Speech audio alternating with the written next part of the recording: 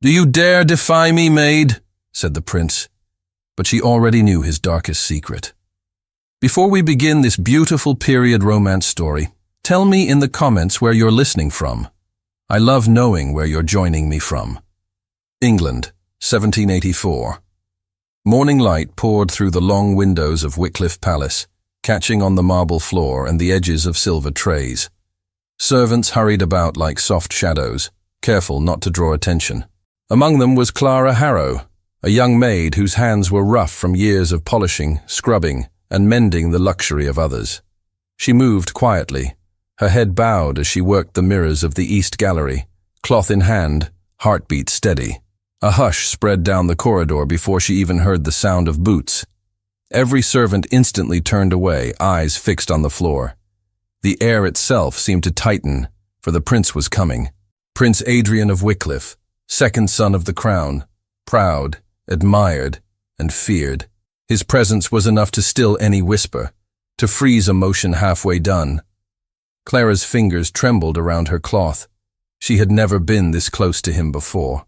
The doors opened with ceremony, and he entered, tall, straight, his uniform gleaming with gold thread. A trail of courtiers followed, laughing softly at something he had said. Clara's breath caught, and for a moment she forgot to move. The glass before her was half polished, her reflection faint. She only meant to turn aside, but the motion came too late. In the mirror, her gaze met his. For a single heartbeat, the world seemed to stop. His eyes, grey as winter sky, locked on hers. She froze. There was no time to lower her head, no moment to flee. The silence in the gallery became unbearable. One of the courtiers noticed and whispered something with a laugh, but Adrian didn't laugh. He stepped forward, slowly, like a man not quite believing what he had seen. "Do you dare defy me, Maid?" His voice was quiet but sharp, every word precise. Clara's throat closed. "Your Highness," she whispered, curtsying so fast her knees nearly touched the floor. "Forgive me, I meant no—" "Look at me," he said. The order made her tremble. No servant was ever told to meet a prince's gaze. Yet she obeyed, perhaps because fear and pride had tangled too tightly inside her. When her eyes lifted again, he studied her as if she were a puzzle that refused to yield. "What is your name?" "Clara Harrow, Your Highness." "Harrow," he repeated it, testing the sound. "I shall remember it." The courtiers exchanged amused glances. Someone coughed behind him, trying not to laugh. Adrian turned sharply. "Is there something amusing, Lord Bexley?"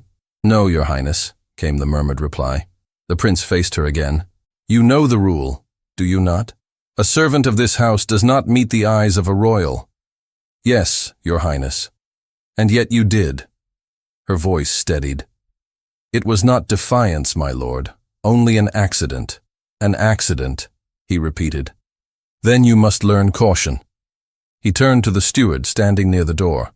"Lord Whitmore, remove this girl from the upper service. She will assist in the scullery from now on. Let her remember that accidents have costlier prices in finer rooms." Whitmore bowed, though his eyes flickered with unease. "As you command, Your Highness." Clara rose from her curtsy, pale but silent. She wanted to speak, to plead, but something in her heart, some quiet pride, held her still. Adrian watched her go, expecting tears, perhaps an apology, but she gave neither. She walked past him with her head high, her face unreadable. And that, more than her defiance, unsettled him. Later that day, as the palace sank into its usual rhythm, Adrian found himself distracted. At dinner, Lady Rosalind spoke of hunting parties and the opera, but her words blurred together. His mind returned to the look in that maid's eyes. Not insolence exactly, something fiercer, quieter, a look that said she feared nothing. It stirred in him something unwelcome, something that felt dangerously like curiosity. He rose from the table before dessert, claiming fatigue. In truth, he walked the corridors, retracing his morning steps until he stood again before the mirror she had polished. The glass was flawless, but all he saw was the reflection of that moment. In the servants' quarters below, Clara worked beside the scullery maids, her sleeves rolled, her hands raw from soap. Every so often someone whispered, That's her, the one who looked at him. Some laughed in disbelief, others in fear. She ignored them all. Shame burned in her chest, but deeper still was another feeling. Strangely steady, quietly proud. "Clara," murmured Annie, the kitchen girl, glancing toward the stairwell. "They say he's still talking about you." Clara smiled faintly. "Then he must have very little to think about." Annie gasped. "Don't say that. If anyone hears—" "No one will," Clara said. "I'm only a maid now, invisible again." But that night, when the others slept, she sat alone by the dim fire and opened the small silver locket she always wore. Inside lay a folded letter, worn by time. Her mother's handwriting curled across the page, and the seal, a faded royal crest, was still faintly visible. She traced it with her finger, whispering, "Not yet." Then she closed it again and hid it under her gown. Upstairs, Adrian's mother, Duchess Beatrice, received a report from Lord Whitmore. "The girl has been reassigned, Your Grace. She has caused no further trouble." Her name, Clara Harrow. The Duchess frowned. "Harrow. I do not recall that family. She is a servant of humble birth, I believe." Beatrice waved a hand. "Then see that she remains humble. My son's attention must not linger on the help. These palace girls forget their place the moment a prince glances their way." "Yes, Your Grace." But Whitmore hesitated, and Beatrice caught the pause. "What is it?" "Nothing, madam," he said quickly, though something in his tone betrayed him. That same night, the prince could not sleep. He paced before his window, the fire throwing restless shadows across the walls. "Why should it matter?" he muttered. "She's a maid, a servant, no different from hundreds of others." Yet the memory of her gaze would not leave him. He could still hear her quiet voice, trembling, but unbroken. "It was not defiance, my lord. Only an accident." He had spent years surrounded by people who spoke only to please him, eyes lowered in practiced reverence. But that girl, she had not flattered, not begged, she had looked. It was absurd that such a thing could trouble him, yet it did. By dawn, the palace awoke again to routine. Clara was assigned to carry linens to the upper floors. As she climbed the narrow servants' stair, she caught sight of 2 footmen whispering by the landing. "She's the one," one said. The prince spoke to her. "She's lucky to have kept her position." "Lucky? To be scrubbing floors?" "No, friend. He's watching her now. You'll see." Clara passed them without a word. The whispers followed her like shadows, but she refused to let them touch her heart. Still, when she stepped into the quiet of the linen room, she leaned against the wall and closed her eyes. Her pride was her only armor, and it was growing heavy to bear. That afternoon, a messenger came for her, summoned to the steward's office. Her stomach tightened. Whitmore greeted her kindly enough. "Miss Harrow," he said, gesturing to a chair, "the prince has requested your presence tomorrow evening. You are to serve at his private dinner. Do not speak unless spoken to, and remember, he can be particular." She stared at him. "His private dinner? I thought I was forbidden from the upper halls." "The prince insists," Whitmore replied, his tone careful. "Take care, child. The court is not kind to those who draw notice." When she returned to the servants' quarters, the news had already spread. The kitchen girls watched her with awe and pity. "You'll not last a day," Annie said softly. "The nobles will tear you apart." "Then let them try," Clara murmured. "I've nothing left for them to take." That night she lay awake, listening to the wind beat against the shutters. Every memory of her mother returned. The calm voice, the whispered warnings. The night she had pressed the locket into Clara's hand. "This holds the truth," her mother had said. "One day, you may need it." Clara had never dared to open it before today. But now, alone in the darkness, she wondered whether fate was moving faster than she wished. The next evening, the palace blazed with candlelight. Music drifted through the corridors as nobles assembled in the grand hall. Clara, dressed in her plain uniform, carried a silver tray into the dining room. The prince sat at the head of the table, surrounded by elegant laughter and crystal glasses. His eyes found her instantly. She bowed, careful to keep her gaze lowered. He said nothing, but she felt the weight of his attention. Each time she refilled a cup or placed a dish, she could sense him watching. The courtiers whispered behind fans, amused by the tension they could not name. When the meal ended, Adrian stood. "You may all go," he said. The guests rose, murmuring farewells. As the door closed behind them, only he and Clara remained. She stood still, hands clasped before her. "Come here," he said. She obeyed, though her pulse raced. He studied her face in silence. "You are not afraid of me," he said at last. "I am, Your Highness. You don't sound it. I've learned to hide it." His mouth curved, not quite a smile. "You think me cruel. I think you powerful. And that offends you?" "No, my lord. It only reminds me how easily power is misused." He stepped closer. "You speak boldly for a maid." "Because truth, my lord, is not forbidden speech." For a moment, neither moved. The fire crackled softly between them. Adrian felt something shift inside him, a feeling both dangerous and unfamiliar. "You will serve here again tomorrow," he said finally. "I wish to learn whether your courage is as constant as your tongue." Clara bowed. "As you command, my lord." When she left, his heart beat strangely fast. He turned back toward the fire, trying to understand the unease that now filled him. Below stairs, Clara slipped into her cot, exhaustion pressing at her eyes. She should have felt fear, yet what she felt was sharper, something like destiny tightening its threads. She drew out her locket again, her fingers trembling. For years, she had carried it as memory. Now, it felt like warning. As she opened it, the folded paper shifted, revealing the faint impression of a royal seal, the same crest that marked the prince's family. Her breath caught. The candle beside her flickered as she whispered to the shadows, "If he ever learns what's written here, his name will fall with it." The next evening, Clara stood in the servants' passage outside the prince's dining chamber. Her hands were steady, but her heart was not. From behind the door came the sound of laughter, clinking glass, and the low murmur of noble voices. She had promised herself she would not falter. Yet as she lifted the tray, she thought of the locket hidden beneath her gown and the words sealed inside, the secret that had haunted her since childhood. When the steward nodded, she entered.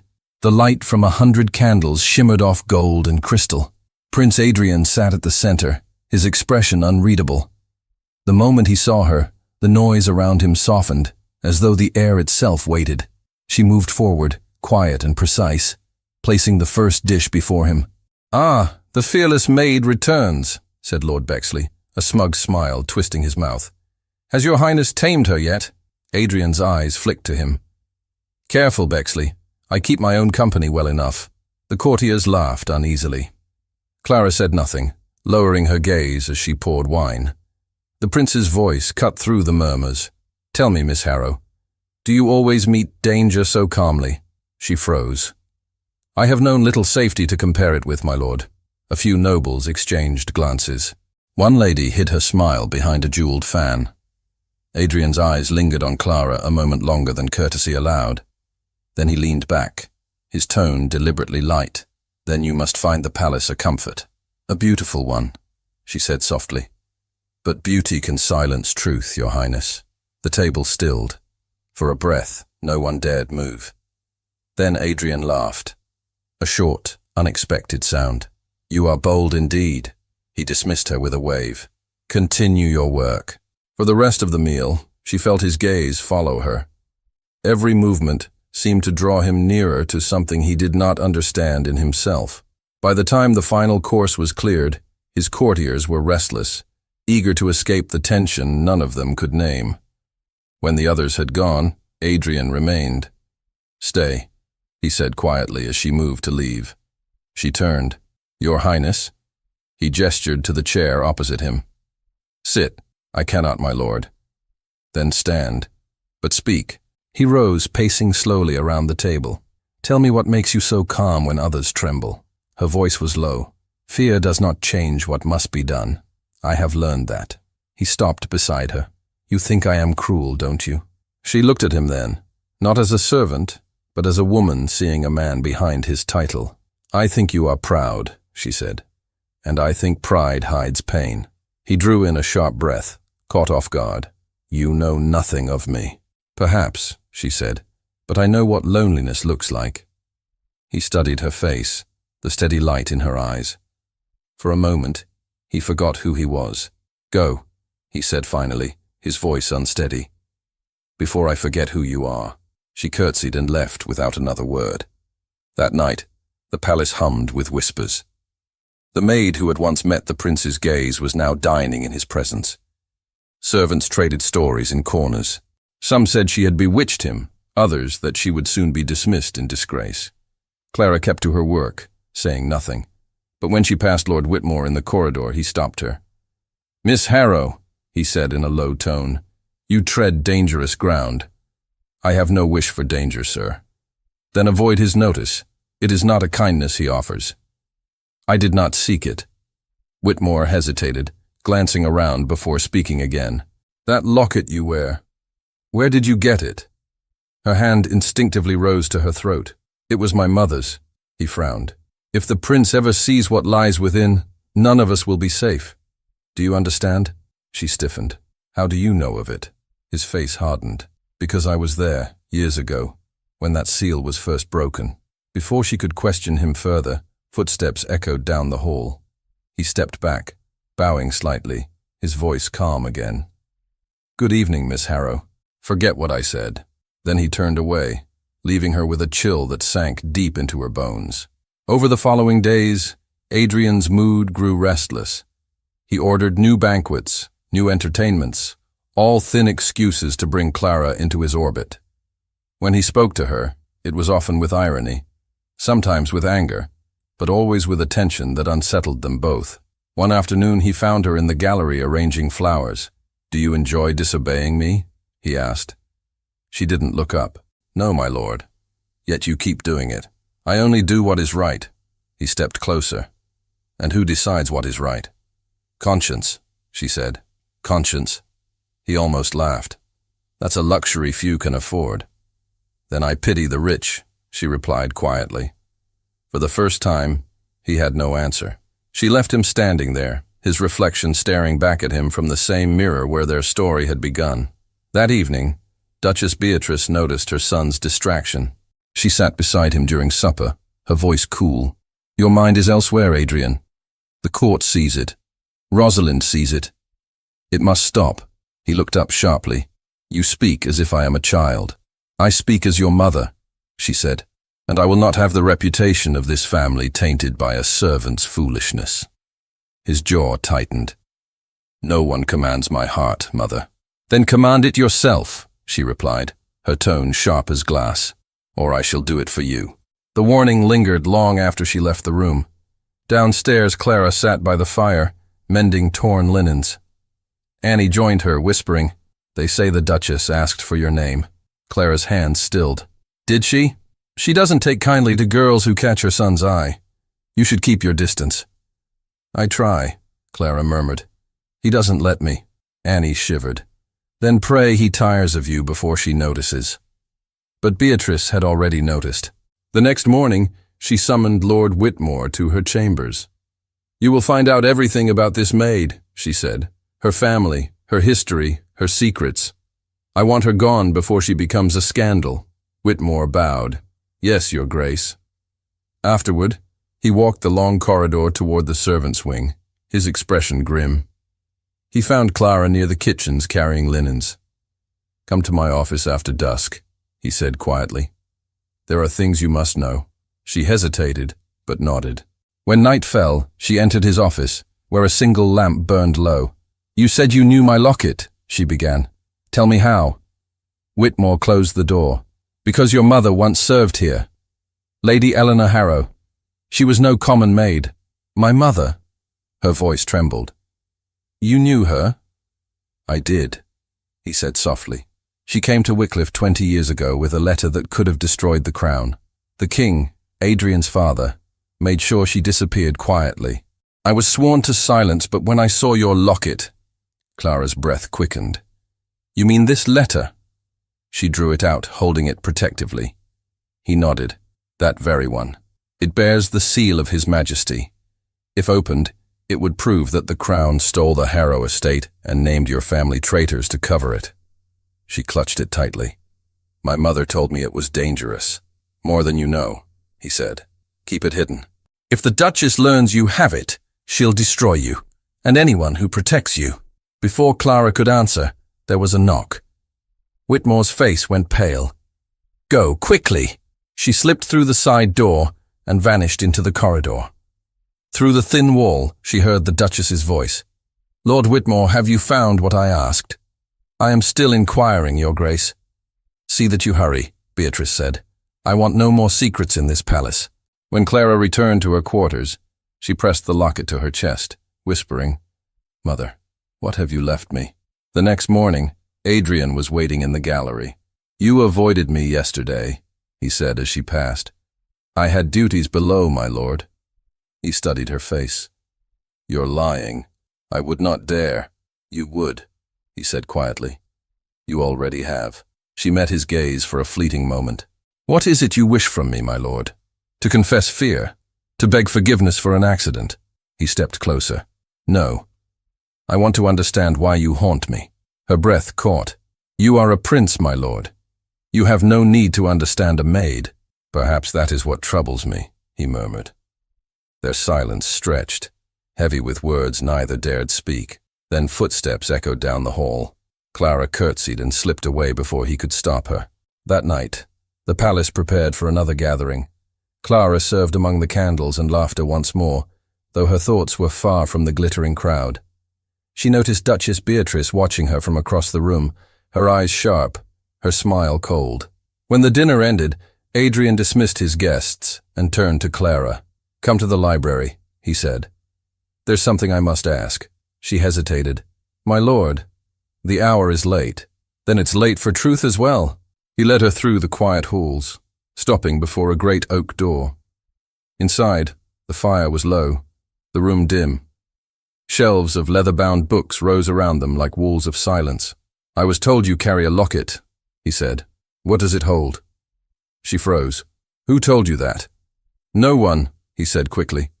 "I only noticed you touch it often." Her hand went to her throat instinctively.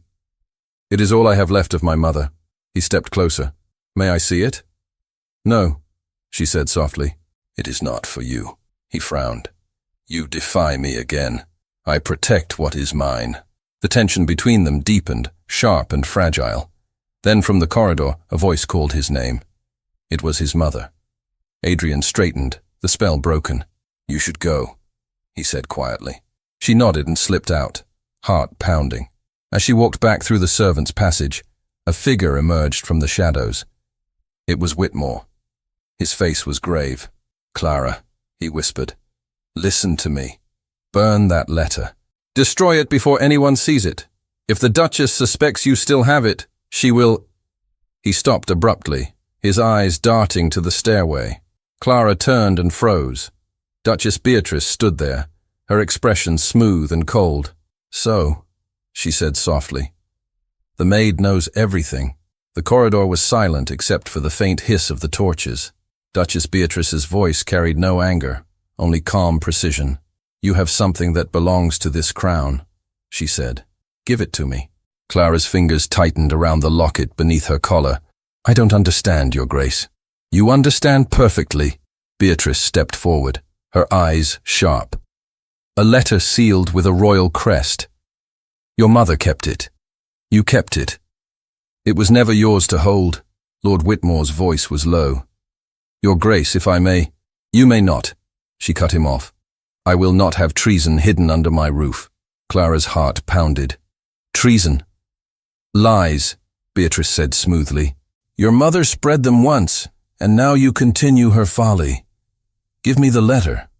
"I cannot," Clara whispered. "It is all that remains of her." Beatrice's tone hardened. "Then you will regret your loyalty." She turned to Whitmore. "Confine this girl to the servants' quarters until I decide what is to be done." Whitmore hesitated. "Your Grace, she has done no harm." The Duchess's gaze was icy. "You will do as I command." Clara lifted her chin. "If Your Grace fears the truth, perhaps the letter says more than you wish it to." The Duchess's lips curved into a cold smile. "Careful, child. The truth can destroy more than lies ever could." She turned sharply and swept away down the hall. Whitmore waited until her footsteps faded before he spoke. "You must hide it elsewhere," he said quickly. "Tonight. Where can I go?" "Anywhere but here." He reached into his coat and handed her a small key. "The chapel by the stables. There is an old chest near the altar. Lock it inside." "Thank you," she said softly. "I do this for your mother," he murmured. "Not for you. She once trusted me to protect what she could not." That night, rain lashed against the windows as Clara slipped from the servants' wing. The corridors were empty, the palace asleep. She carried a small lantern, its flame trembling with her every step. When she reached the chapel, she knelt before the worn chest, placed the letter inside, and locked it. For a moment, she rested her hand on the wood. "Be safe," she whispered. She did not hear the door open behind her. "You should not be here." She turned, startled. Prince Adrian stood in the doorway, rain dripping from his coat. "My lord, I followed you," he said quietly. "My mother said strange things this evening. About secrets. About you.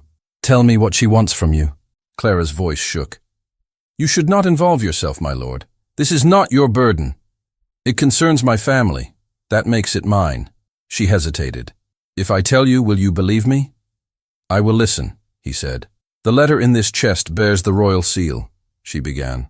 "It was written by your father.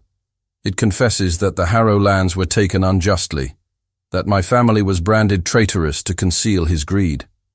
My mother kept that letter to protect me. She died for it. And now your mother would see it buried again." Adrian's face drained of color. "That cannot be true. Read it, my lord, then decide." He stepped past her and opened the chest. When he unfolded the letter, the candlelight trembled across his hands. He read in silence, his eyes darkening with every line. At last he looked up. "My father wrote this." "Yes." He closed the paper slowly, his voice unsteady. "My mother knew. I believe she did." He stared at the flames on the altar. "All my life she spoke of honor, of duty, and yet she built it on theft." Clara's tone was gentle. "Sometimes people bury their sins so deeply they forget where they hid them." He let out a breath that was almost a laugh. "And now you hold the proof of our shame. I never wished to use it. Then why keep it? Because truth is all I have, my lord. Without it, I am nothing." He looked at her, seeing her not as a servant but as a woman carrying a weight his title had never known. "You risked everything to guard this," he said. "Even your life. It was my mother's promise. I could not break it." For a moment, neither spoke. The rain beat against the glass like a heartbeat. Adrian finally said, "If my mother discovers this, she will destroy you." "She already means to. Then I must protect you." "You cannot," she said. "You are her son." "Then I will be something else," he answered. "A man who owes you the truth." She shook her head. "You owe me nothing. You owe it to yourself to decide what kind of man you wish to be." Their eyes met. His filled with conflict, hers with quiet strength. Then footsteps echoed from the courtyard beyond. Adrian turned toward the sound. "Go, quickly," he said. "They must not see you here." She hesitated. "What will you do?" "Whatever honor demands," he said softly. She ran through the rain back toward the servants' wing, her heart racing. Behind her, Adrian remained in the chapel, staring at the letter that had shattered everything he believed about his family. By morning, the palace was buzzing. Servants whispered that the Duchess was furious, that something had been stolen. Guards were posted near the chapel. Clara worked in silence, waiting for the storm to reach her. It came at midday. 2 attendants appeared at the kitchen door. "The Duchess commands your presence." Clara followed them to the grand hall, where Beatrice stood by the window, her hands clasped tightly. "Where is it?" she asked without preamble. "Where is what, Your Grace?" "The letter. Do not pretend. I know you took it." "I took nothing," Clara said calmly. Beatrice's eyes narrowed. "My son was seen near the chapel last night. Do you imagine I believe in coincidences? You have poisoned his mind with lies." "Your Grace," Clara said softly, "I told him only what your husband wrote." Beatrice's composure cracked. "You think you can ruin me with old words on a page? You are a servant. You are nothing. Clara's reply was steady. Then why are you afraid of me? The Duchess's breath caught. For the first time, she had no answer. She turned to the guards. Confine her in her quarters. She is not to leave until I decide her fate. The guards moved forward. But before they could take her, a voice rang through the hall. Release her! Adrian stood in the doorway. His expression was calm, his tone cold. There will be no punishment.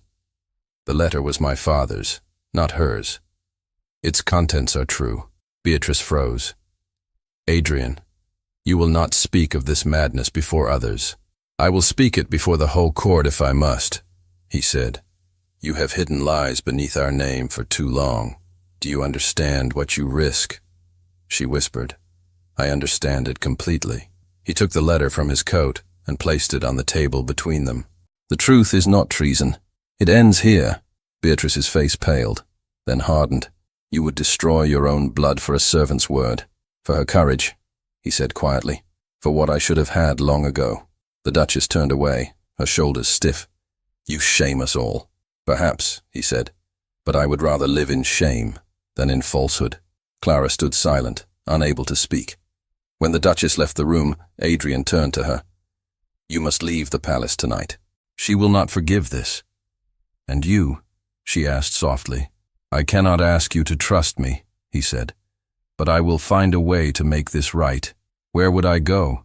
I have a small estate near the coast. You'll be safe there. I'll send Whitmore with you.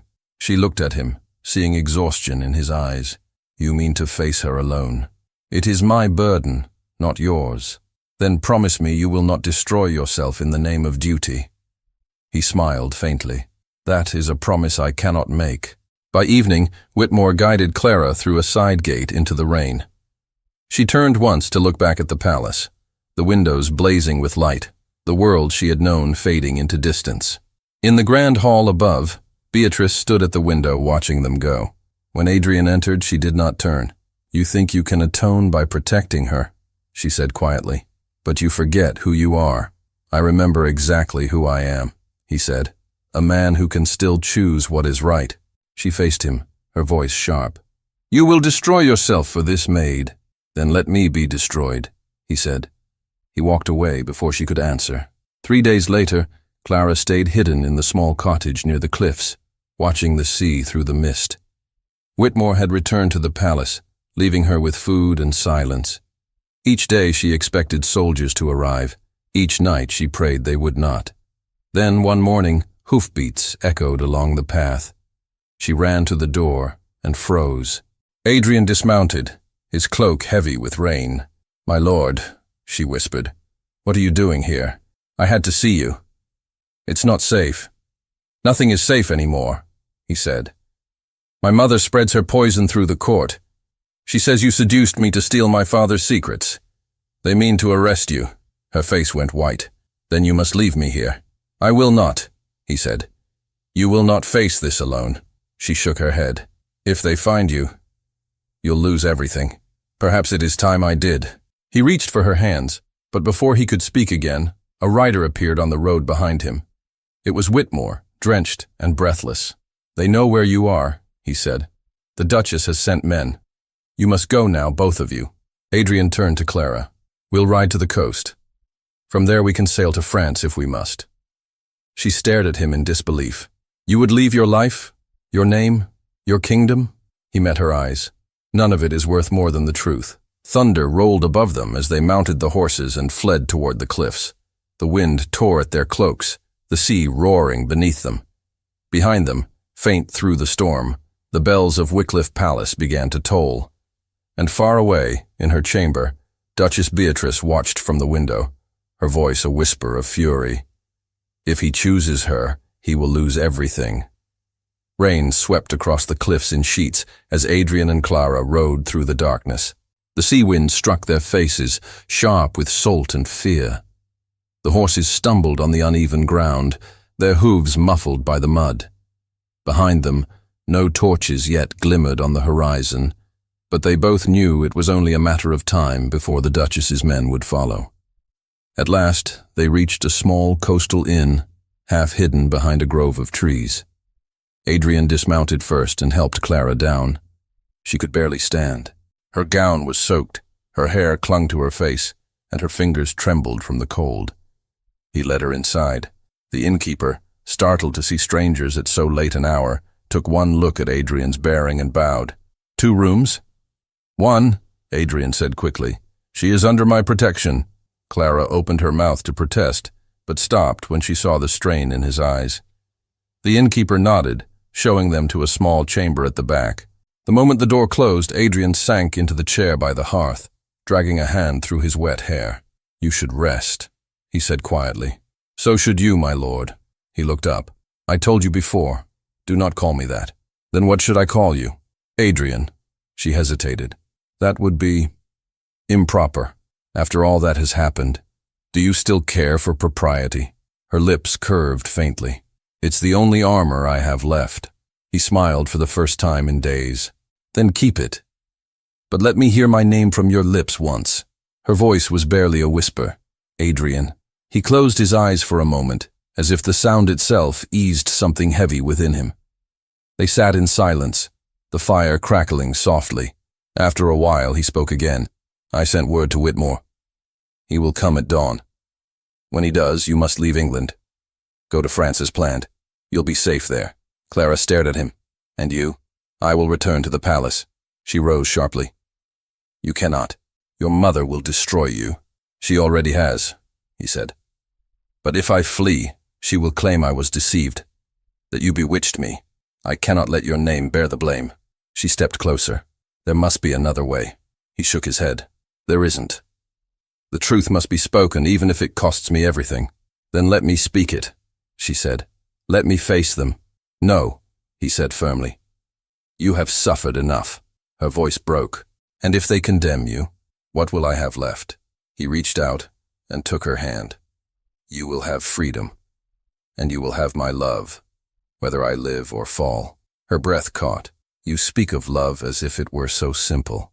It is the only simple thing left. The words hung in the air between them, fragile and irrevocable. Clara turned away, staring into the fire. I don't know how to answer that. You don't have to. Just believe it. The wind howled outside. For the first time since the storm began, Clara allowed herself to sit beside him. They said nothing more that night. The fire burned low, and when morning came, it found them still sitting together, their hands clasped like 2 people who had found peace in the midst of ruin. When Whitmore arrived, the dawn was pale and grey. He entered the room quietly, bowing to both. Your Highness, I beg you, return to the palace at once. The Duchess has spread her tale far and wide. She says the maid stole royal documents and fled with you under false pretenses. Adrian's expression darkened. Then it is time to tell the court the truth. Whitmore hesitated. If you do, you will lose your title. Then I will lose it, Adrian said. Clara rose. No, you will lose your life among them. I will not let you. He turned to her. You cannot stop me. Then I will go with you. You cannot. I will, she said fiercely. You are not the only one who can face shame. Whitmore sighed. She is right, my lord. If she remains, they will twist the story again. The only way to silence them is to speak together. Adrian met Clara's eyes. So be it. They rode back to Wycliffe Palace that afternoon. The rain had stopped, leaving the sky clear and hard as glass. As they approached the gates, guards stepped aside without question. Word of their arrival spread faster than fire. By the time they reached the great hall, the courtiers had gathered, whispering, curious, waiting for spectacle. At the far end of the hall, Duchess Beatrice stood upon the dais. Her face was pale but composed, her posture regal. You return at last, she said, her voice carrying through the chamber. And you bring your accuser beside you. I bring the truth, Adrian said. She laughed softly. Truth? You speak of it as though it were a child's toy. What truth could this girl possibly possess that would outweigh the word of a royal house? He reached into his coat and drew out the letter. This one. A murmur rippled through the hall. Beatrice's eyes flashed. You dare. I dare, he said, his voice ringing clear. Because I have lived too long beneath silence. This letter was written by my father. It confesses his crime against the Harrow family, against her mother. The crown stole what was not theirs, and called it loyalty. I will not stand upon a throne built by deceit. Gasps filled the air. Some courtiers turned away, others leaned closer, hungry for scandal. Beatrice's voice rose. You would condemn your father's memory, your own bloodline for a servant's claim. I condemn only the lie, he said, and if that destroys my place here, let it. Clara stepped forward, her voice trembling but strong. Your Grace, I ask for nothing. Not land, not title, only that my mother's name be cleared. Let her rest in peace. Beatrice's mask cracked for an instant, revealing the fear beneath. If you speak another word, enough, Adrian said. This ends today. He turned to the court. You all have lived under the illusion of perfection, but I will not. I am no longer Prince of Wycliffe. I renounce the title and the privileges that came with it. Let truth be my inheritance. The room erupted. Some shouted in disbelief, others in admiration. The Duchess tried to speak, but her voice was lost beneath the noise. Adrian took Clara's hand. Come, he said quietly. We are done here. They walked past the courtiers, past the stunned faces, past the echoes of their own courage. No one stopped them. Outside the palace doors, the sky broke open with sunlight. For the first time in years, Adrian breathed freely. It is finished, he said. Clara looked up at him, her eyes bright with tears. You gave up everything. I gave up nothing that was truly mine, he said. I kept my soul. And I kept you. She smiled faintly through her tears. What will become of us now? Whatever we choose, he said. No crown, no title, only truth. They left the palace grounds in silence, walking down the long road toward the village. No guards followed, no voices called after them. The sound of their steps on the stones was the only rhythm that remained of their old life. That evening they reached a small chapel by the river, the same one where the letter had once been hidden. Inside, Adrian knelt before the altar, laying the letter down once more. This is where it belongs, he said, not in the hands of kings, but before God, where lies cannot touch it. Clara knelt beside him. Then let it rest. They rose together, and for a long while they said nothing. The world beyond the chapel was quiet, the air heavy with the promise of change. Adrian took her hands, his expression calm. I meant what I said last night, he told her. I love you, Clara. I loved you from the moment you looked at me without fear. Her voice trembled. You shouldn't have. It has cost you everything. It has given me everything, he said. If love is ruin, then I welcome it. She tried to speak, but he lifted a hand to stop her. You need not answer now.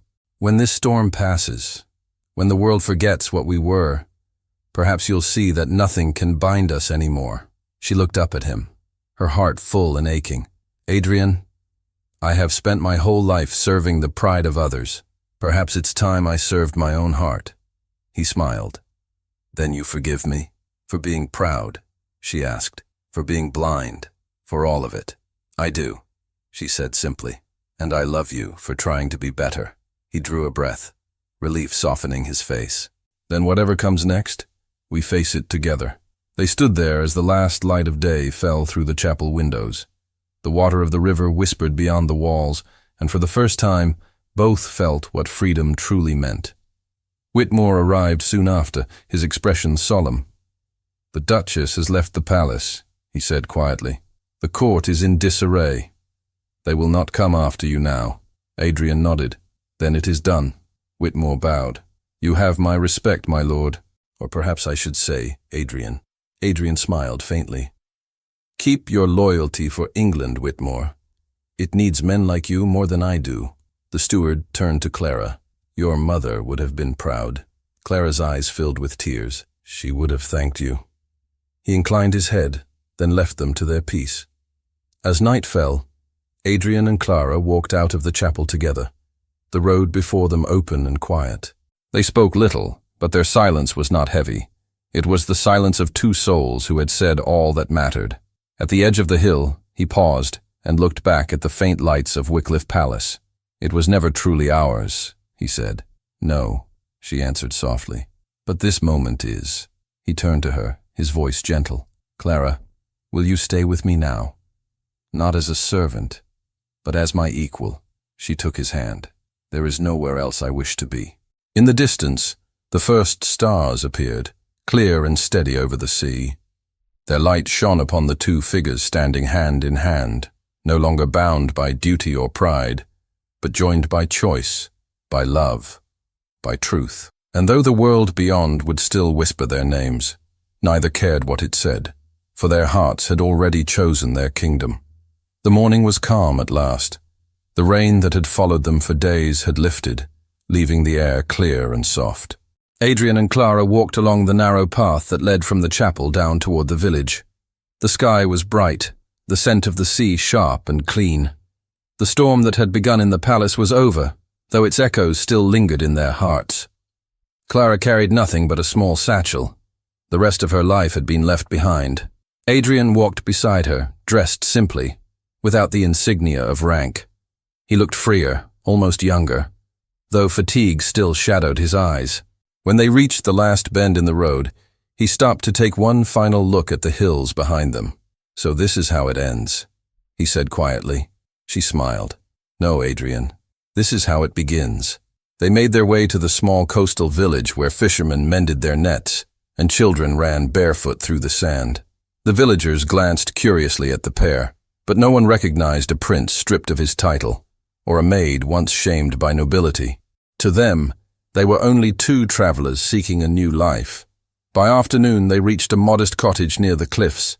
The stone walls were weathered but strong, the garden overgrown with wild herbs. It belonged to an old woman who, after hearing Adrian's polite request, agreed to let them stay until they could find their footing. When she left them alone, Clara wandered through the tiny rooms, touching the rough wooden table, the cracked window panes, the little hearth that smelled of salt and smoke. It's perfect, she said softly. Adrian leaned against the doorway, watching her. You think so? I think I could breathe here. He smiled faintly. Then we'll stay until breathing becomes easy. They worked together to clean the cottage. By evening, the floor was swept, the hearth lit, and the air warm again. Adrian found a bottle of cider left behind and poured 2 cups. They sat by the fire as the sun disappeared into the sea, the light turning gold against the walls. Do you miss it? She asked after a while. The palace? He shook his head. I thought I would. But when I look back, I see only walls. Every stone there was heavy with silence. Here, there's air, there's truth. She turned toward him. And me? He met her gaze. You are the truth I found. The words hung between them, simple and absolute. For the first time since the night she defied him in the gallery, Clara allowed herself to smile without fear. You have changed, she said. So have you. Perhaps we've both finally become ourselves. He reached for her hand, his touch gentle. Clara, will you let me build a life with you? Not as a prince trying to make amends, but as a man who wishes to earn your heart every day. She hesitated only a moment before answering. You already have. Outside, the waves crashed softly against the shore, a rhythm steady and ancient. Adrian drew her closer, not with command, but with care. She rested her head against his shoulder, feeling the warmth of his heartbeat beneath his shirt. Neither spoke for a long while. The silence between them was full, not empty, not fearful, but alive. Days passed quietly. Adrian helped the fishermen with their nets, and Clara worked in the village school, teaching children to read. They were ordinary people now, and the simplicity of it healed them. Sometimes at dusk, they would walk along the cliffs together. He would tell her stories of his childhood, how lonely the palace had been, how duty had pressed on him like a chain. She would tell him of her mother's laughter, of the garden they once had, of the promise that someday the truth would set her free. One evening, as they stood watching the sunset, Adrian said, Do you ever regret what we lost? She turned to him. No, because what we lost was never really ours. What we have now is real. He nodded slowly. Then I will never regret it either. As the months went by, news from the world beyond Wycliffe grew faint. Whitmore wrote once to say that the court had settled in uneasy peace, that Beatrice had withdrawn from public life, and that whispers of Adrian's rebellion had already become legend. "They call you the Prince of Conscience," the letter said, "and her, the Maid of Truth." Adrian laughed when Clara read it aloud. "So we are legends now? Only in stories," she said. "And stories are kinder than memory." "Then let them tell whatever they wish," he said, kissing her hand. "We'll write our own ending." Winter came softly that year. The sea turned steel gray, and the air grew sharp with frost. Yet their cottage remained warm. Clara sang while she worked, her voice light and clear, filling the small rooms with peace. Adrian built a fence around the garden, repaired the roof, and sometimes stood by the window, watching her move with quiet wonder. One night after supper, he laid his cup aside and looked at her across the firelight. "Clara, I've been thinking." "About what?" "About forever." She raised an eyebrow. "That's quite a thought." "I mean it," he said seriously. "We've been given a second chance. I don't want to waste it. I want to make it something lasting." She studied his face. The sincerity there, the steadiness. "You mean marriage?" He nodded. "I mean standing beside you every day of my life, however long that may be. Not as a prince, not as a master, but as your husband. Will you have me?" Her eyes filled with tears. "I never thought I'd hear those words from you, nor I from myself," he said softly. "But they're the truest words I've ever spoken." She laughed through her tears. "Then yes, Adrian. 1,000 times yes." He took her hands and kissed them, and for a moment neither could speak. The fire cracked, the wind whispered outside, and the world seemed to hold its breath around them. Their wedding was held a week later, in the same chapel where they had laid down the letter. There were no nobles, no jewels, no courtiers, only the old village priest, Whitmore as witness, and the sound of the sea beyond the open door. Clara wore a simple white dress, one she had sewn herself, and carried a handful of wildflowers gathered from the cliffs. Adrian wore a plain coat, his hair wind-tossed, his face alight with quiet joy.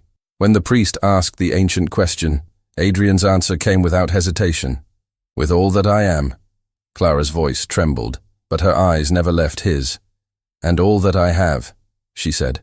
When it was done, and they stepped outside, sunlight broke through the clouds, falling across their joined hands. Whitmore smiled as he watched them. "Your mother would have been proud," he said to Clara. "She is," Clara replied softly. "I can feel it." Adrian turned to the sea, the wind tugging at his coat. "This is our kingdom now," he said. "No walls, no crowns, only sky and truth." Clara slipped her arm through his. "And love," he smiled. "And love." They walked together down the cliff path, laughter following them like music. The villagers waved as they passed, some throwing petals, others simply smiling at the sight. It was a small procession, but to them it felt like the triumph of a lifetime. That evening they returned to their cottage.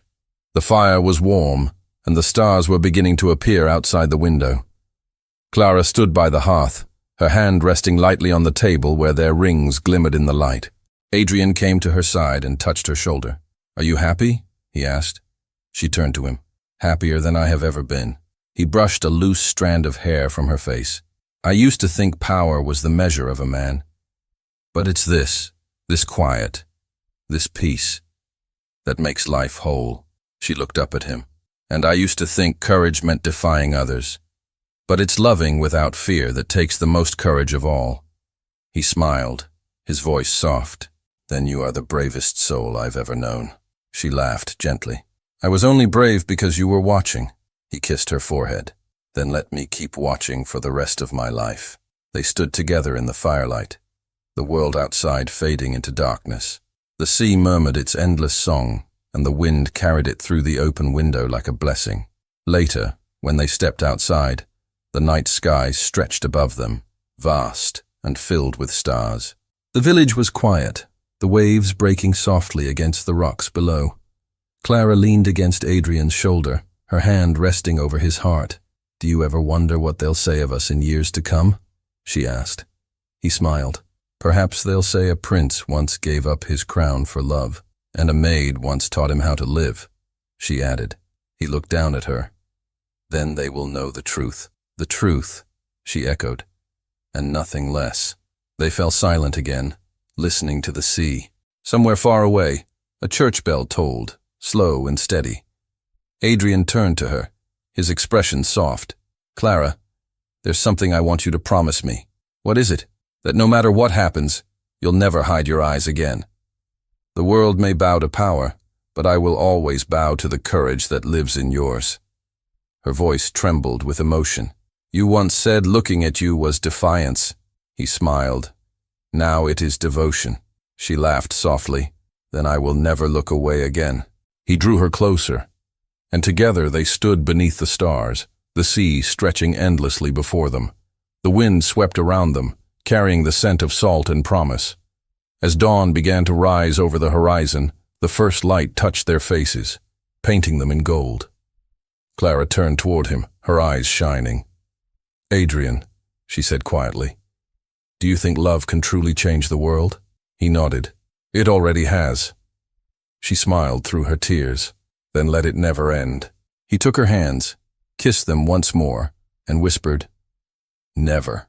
Thank you so much for listening to this story all the way to the end. We hope it moved you as much as it moved us while telling it. We'd love to hear your thoughts. Leave us a comment telling us where you're listening from and what you liked the most. Rate this story from 0 to 10. What score would you give it? If you enjoyed this story, don't forget to subscribe to the channel and leave a like as a show of support. That really motivates us to keep creating and sharing more stories full of emotion and life lessons. And before we go, we want to remind you that an exciting and heartwarming story recommendation will appear on the final screen. If you'd like to enjoy it, just click on the video. Thank you once again for being here, and we'll see you in the next story.